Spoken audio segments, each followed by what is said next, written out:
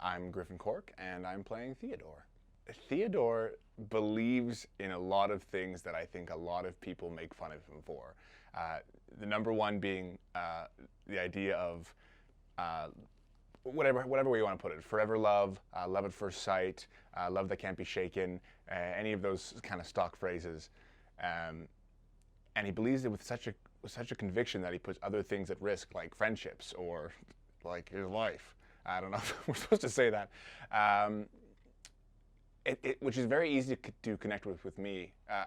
I think we all know a Theodore, and I think we've all felt like Theodore for a small or long period of time.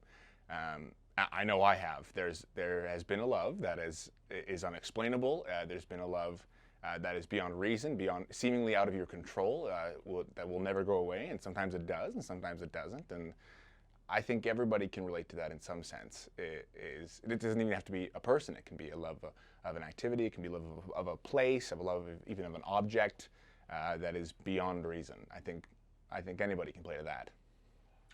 There's a lot of reasons. There's a lot of reasons I found myself in the acting business, and I think a big one is to explore the mindsets and ideals and flaws and principles of other people, which I think helped me solidify mine own, right? Where you spend days exploring other people, and then when you get off set or off the stage, you go, right, and revert back and, right, so who am I again? Which, since I've been acting for a young age, I think helped me in my identity growing. And I think sometimes it's easier to play someone else than to reckon with your own inner self sometimes, like especially if you're having a hard day. It's a nice almost escape, if that makes any sense.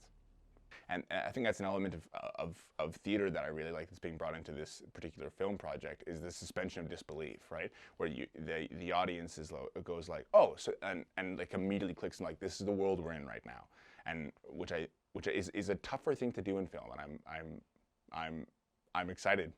Yeah, it is fun. It's really fun. Oh, I really like his relationship with Keo. In terms of, there have been times, and I think I've been on both sides of this with me and a close friend of mine, where one of us asked the other to trust them. Like, two friends of this nature are very good at like calling each other out and making sure, and like trying to make sure we're the best we can be, and in a sense, in that kind of dude love sense, trying to take care of each other, which is a whole other reason I'm a big fan of the relationship, is I love dude love. Two dudes trying to talk about how much they love each other is sometimes so painful to watch, but there's something so beautiful about it. So that's a big relatable aspect for me with Theodore and Keo. The trust that you're asking someone to place in a relationship, which can apply to love or just to friendship, of like, you got to be with me on this. And man, when the fact that Theodore builds up this whole event where he goes and watches her sing, and then can't, there's so many signs, and it's the dramatic irony that the audience sees it and we all know what's supposed to happen, and then the fact that Theodore can't express how he feels, I really relate to, in the sense that, you can get in your head a lot of like, I know what I think this situation is, but I could be totally wrong. Especially if, and my guess is, Theodore has been in a couple of these situations before and has read the situation entirely wrong. So it could just be another one of those. And that's scary to place all your cards down on. And then I think the belief in something like love, like fate, like destiny, whatever you want to call it, something bigger than himself, that's something I really click with as well. I think exploring a character like that, you need to think about how he can be, how there's no point where he like bucks, pulls himself up by his bootstraps and bucks up. Like what is, there is something, as an actor, funny in the futility of a character being destined to fail, right? Where in that tragic sense, which is a really interesting concept, exploring the kind of human ideal of like dealing with grief and dealing with hardships and dealing with I don't know, rejection, loss, any of those kind of negative things that really take a toll on your human psyche. That's every person reacts to that differently, and it could be denial, it could be anger, it could be sadness, it could be a total shutdown of emotion, it could be like non-interacting, it could be running away from your problems. There's so many ways. It's the 7 stages of grief, right? And everyone starts and finishes at a different stage, I find sometimes.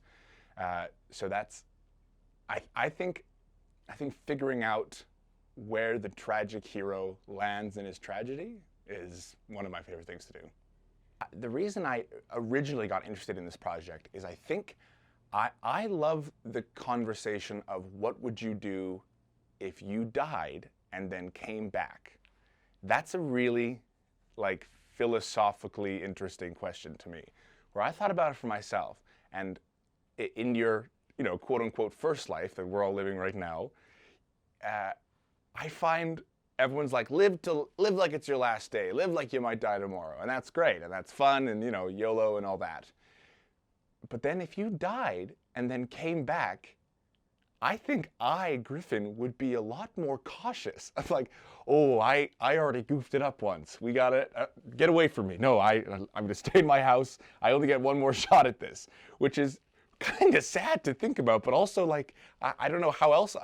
There's no way I would come back and be like, oh, I guess I'm invincible. There's no way I can't die again. Which is, again, a whole other way of, I'm really excited to see what Theodore does in, because we kind of get a little tiny glimpse of it right at the end of the pilot. But figuring out, that's a huge shift for a person who thinks they're only going to live once. Yeah, that's a concept that's really, I love to hear everybody's answer on that. Huh, what would I do if I had my second chance?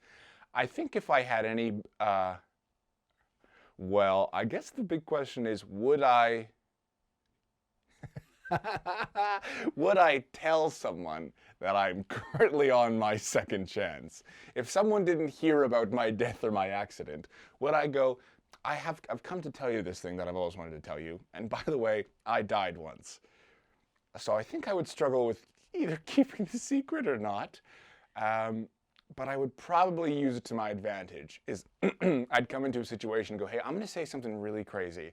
And it's going to sound crazy, except that I've died once. So here I am. I've come to tell you. I would do all the stock things of like follow up with all my regrets, do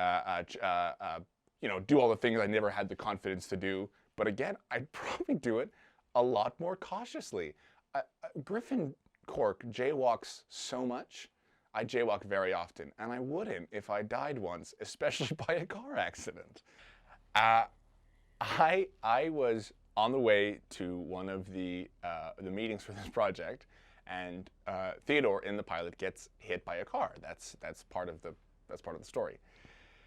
And on the way to the crew meeting, I myself, the actor Griffin, was T-boned on the way to the meeting. So I was coming down. There's a street in Calgary, Glenmore, and a guy ran a red and T-boned me like from the right side.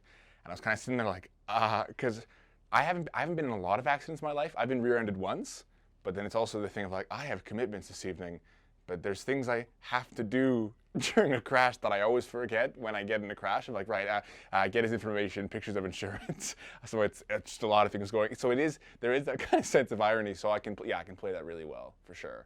Oh man, I cannot imagine what the Alberta independent film scene would be without Tell a Story Hive.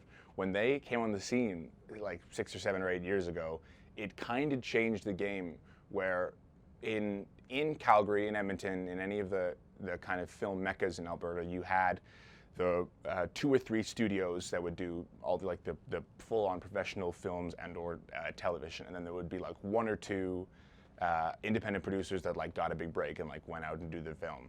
But now since Tell a Story Hive came around, you are meeting so many other people in the film community that you didn't know before, because and that's one of the greatest strengths of Tell a Story Hive is they're so good at bringing together a community that didn't know each other existed.